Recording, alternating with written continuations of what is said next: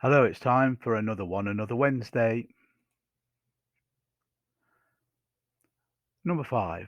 Teach one another.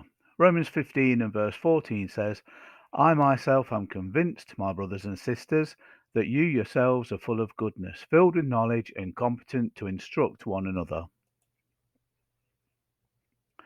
Why keep your knowledge to yourself? Why learn?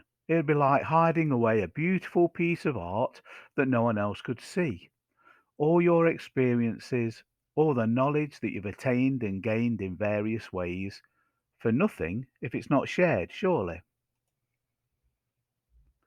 There's a story or an account in 2 Kings chapter 7 of a time when the city of Jerusalem had been under siege and they were starving. Food couldn't get in.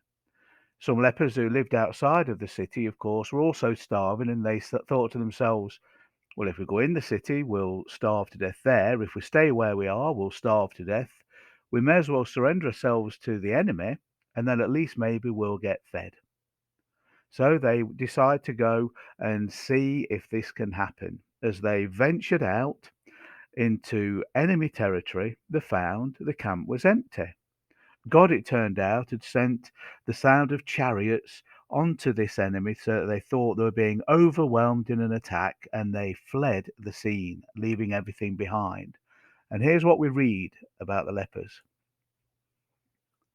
When the men with leprosy arrived at the edge of the camp, they went into one tent after another, eating and drinking wine, and they carried off silver and gold and clothing and hid it.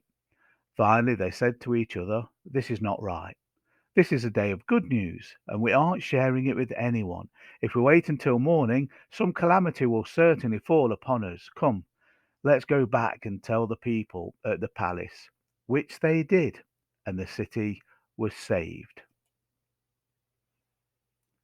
If you've got knowledge of God's forgiveness, if you've come to Christ and you understand now what it means to be forgiven of those things that you regret and have felt guilty about, you'll know what it's like to receive the peace of God that comes because of that forgiveness and the hope that that then gives you for eternal life.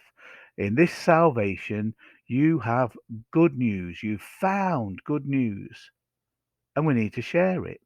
To share like the lepers who found food in the time of famine is exactly what it's like for us to share what people need to know in order that they can be saved from their sin.